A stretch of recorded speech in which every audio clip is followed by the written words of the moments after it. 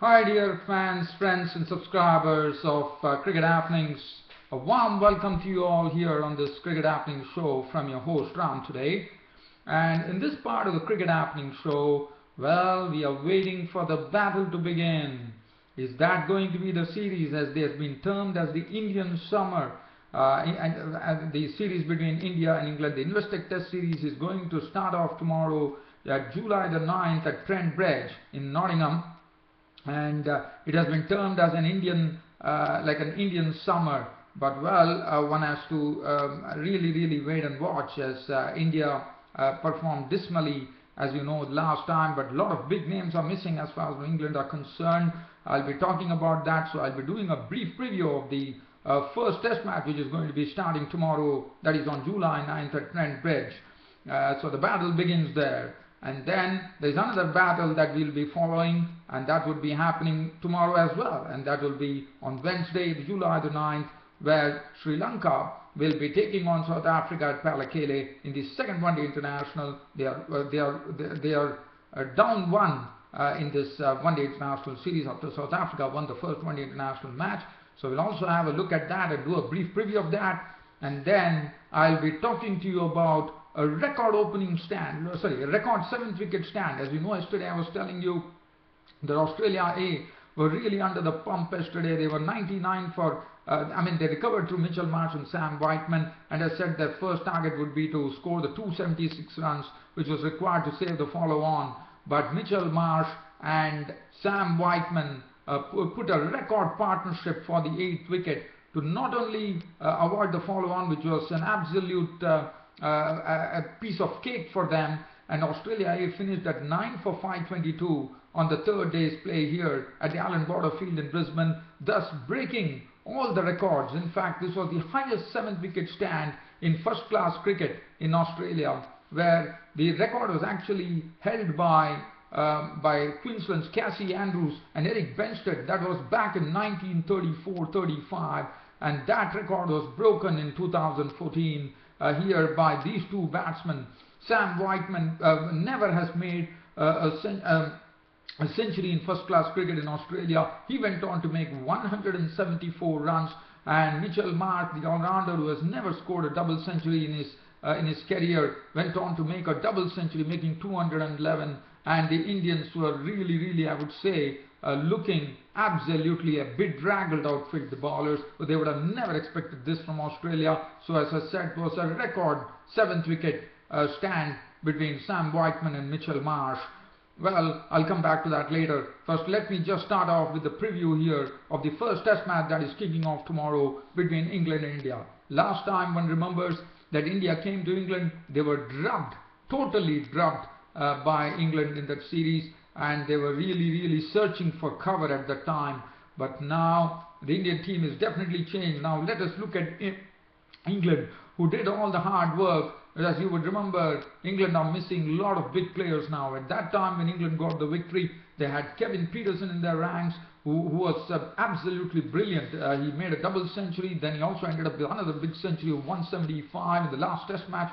Kevin Pietersen, Jonathan Trott is not there. He was also pretty instrumental. Andrew Strauss was always leading from the front. Graham Swan is not there, one of the world-class spinners. So these are the names which are not there in this particular test series. But well, England definitely have all the wherewithal. They definitely have some new talent coming in. And as far as India are concerned, yes, one would have remembered that Rahul Dravid and Sachin Tendulkar were there in the last series when India lost, but now they are also goners. They have also retired. So it is an absolutely a new thing which is going to happen as far as England and India are concerned. But for India, they definitely have a challenge here, because they definitely need to know. They played some overseas tour against South Africa and New Zealand, and I thought they did pretty well there. So they would like to carry off that into Trent Bridge. And you know, Trent Bridge in Nottingham, Trent Bridge is such a place where it always has been helped the seamers. The cloud conditions were something which would be very important in English conditions. It would be that would also influence the decision after winning the toss whether to bat or field. It's going to be all in all, it's going to be pretty interesting, but the first test match is going to be starting tomorrow at Trent Bridge.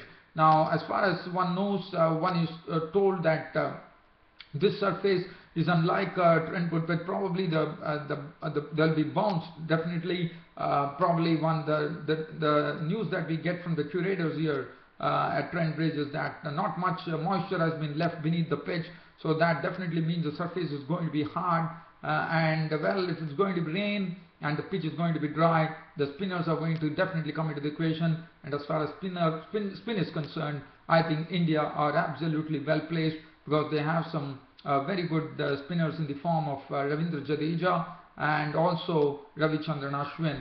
So that will be very interesting to see the selection as to whether India will go with a 4-pronged pace attack or they are going to have this. Now, as far as India are concerned, for India, Ishan Sharma, who is, and also another thing one has to remember, that India are carrying an inexperienced outfit. Many of them have not played in England. So Mahendra Singh Dhoni is the most experienced, and they also have Ishan Sharma, who in the absence of Zahir Khan would be the sort of a captain of the bowling attack. But Ishan Sharma has to really bowl well, so a lot of pressure on Ishan Sharma. And for India, well, they will be opening with Murli Vijay and Shikhar Dhawan. Now, Shikhar Dhawan has not been in some great form, so it is very important that Shikhar Dhawan and Murli Vijay put up a good opening partnership. That will be very important.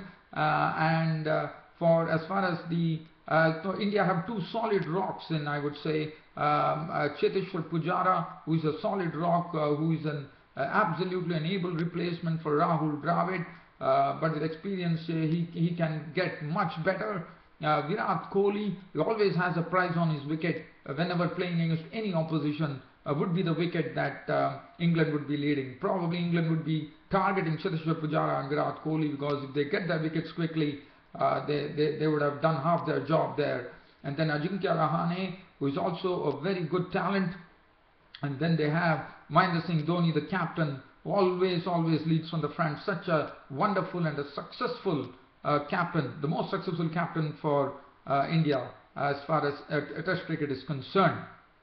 And also, now as I said, it's going to be very interesting. Now, it will be very interesting to see all these people are coming to England for the first time. Bhuvneshwar Kumar. Now, Bhuvneshwar Kumar, according to me, would be holding an ace, according to me, because Bhuvneshwar Kumar is such a bowler who actually, given the conditions, Bhuvneshwar Kumar can be a pretty dangerous customer, because what he does is that he actually moves the ball both ways. Not only that, the cloud cover will definitely help, because Bhuvneshwar Kumar definitely he does not rely on pace. He relies on swing and movement, and that is what you can expect in English conditions. And if there is a cloud cover, let me tell you, the England batsman will be searching for the ball, because Bhuvneshwar Kumar is such a player, bowler, that he can worry the batsman every time he bowls.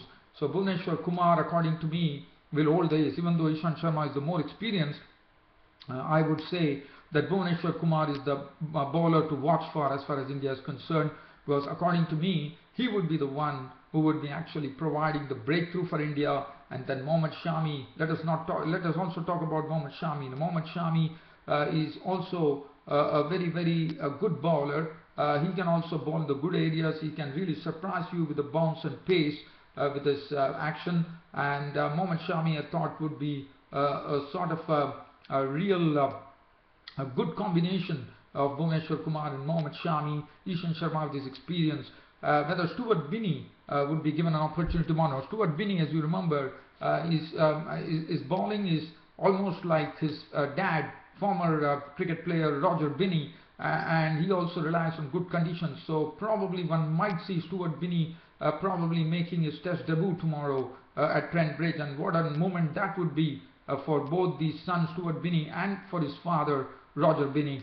And Roger Binney, as you remember, he was a great swing bowler, and especially in English conditions. As you would remember, in World Cup 1983, he took a lot of wickets, and had big wickets at that. So Stuart Binney, whether he would be playing tomorrow, but I think probably India would be biding their time, and probably Mahendra Singh Dhoni would be deciding after having a look at the pitch, whether, looking at the conditions, whether he should have Ravichandran Ashwin in the ranks, because they definitely have Ravindra Jadeja, who can also bat. But Ravichandran Ashwin can also be a very good customer, but it all depends, because India has to definitely choose the best squad to play against England tomorrow. So it will be interesting to see what is the selection that is coming through.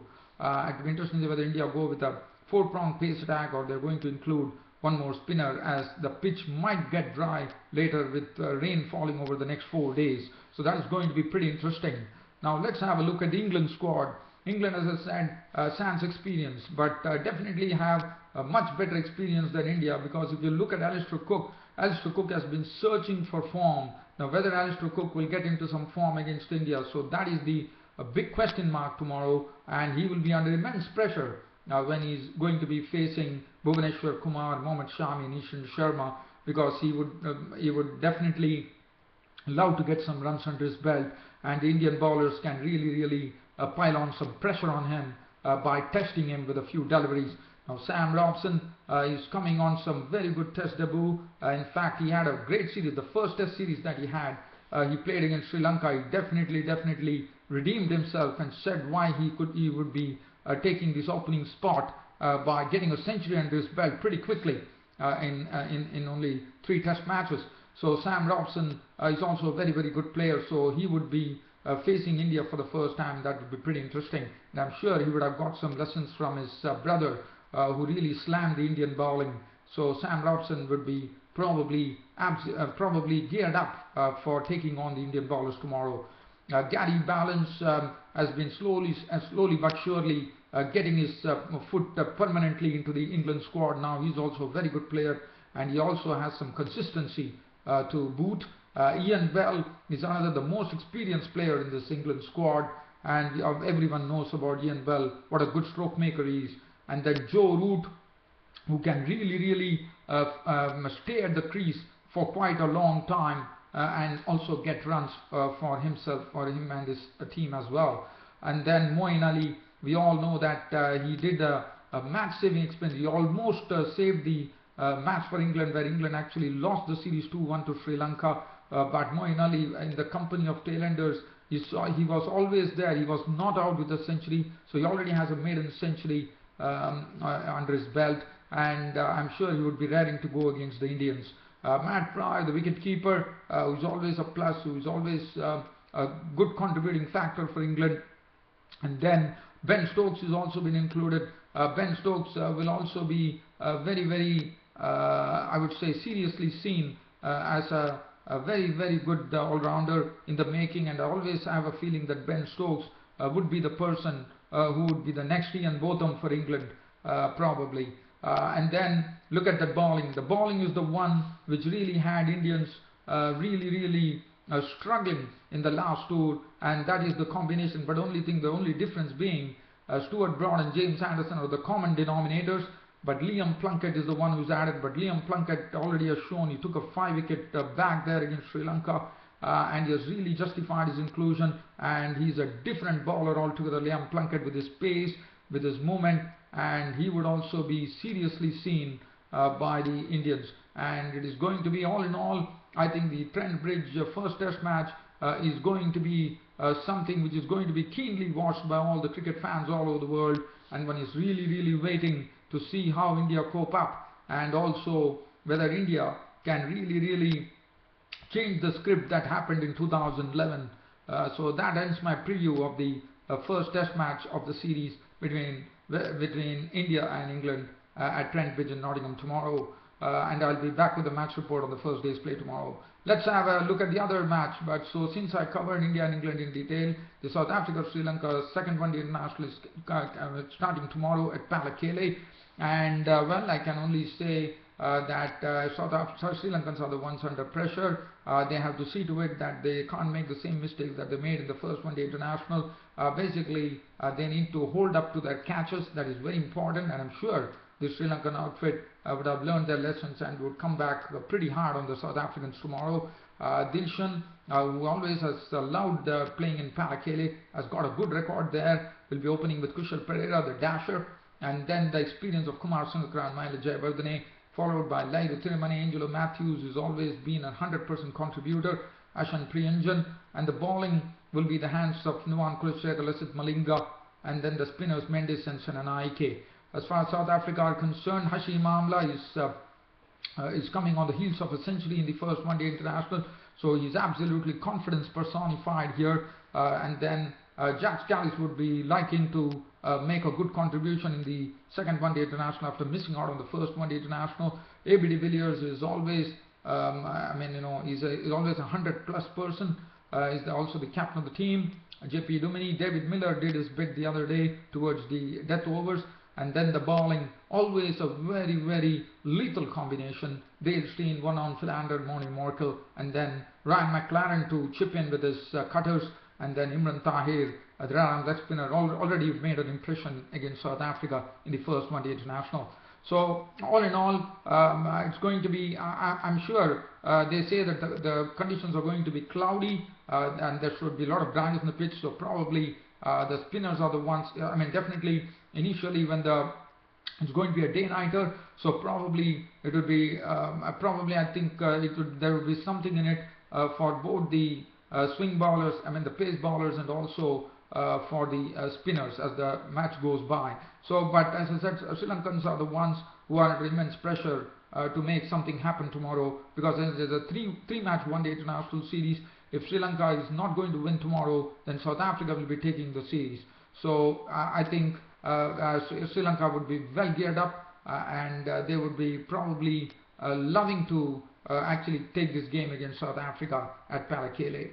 Now let's go on to that record stand which I talked about yesterday. As I said, India made 475, the India A team, and then the Australia A was struggling. They were 99 for 6 at one stage, and then the partnership between Mitchell Marsh and Whiteman. But today that partnership went to great proportions by breaking the existing record for the 7th wicket as far as Australian first-class cricket was concerned. As I said, the record was held by Queensland's Cassie Andrews and Eric Benstead back in 1934-35 when they made 335 runs for the 7th wicket. And today in Australian domestic cricket and also in first-class cricket in Australia, the record for the partnership, the 7th wicket partnership record was broken by these two batsmen. One is Mitchell Marsh, who, as I said, hit his first double century in Australian first-class cricket, and also Sam Whiteman, who has never made a century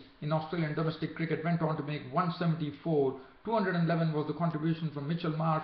Sam Whiteman making 174, and that not only did they, as I said, just saving the follow-on was something which came pretty easy to them. And not only that, yesterday nobody would have expected, with the Australian score being at 99 for 6. And look at what they did today. This partnership of Mitchell Marsh, who made 211 with 21 fours and 10 sixes, and Sam Whiteman contributing 174 with 26 fours and 1 6, took them to 522 for 9 at close of play. Cutting was bowled by Bumrah for 11.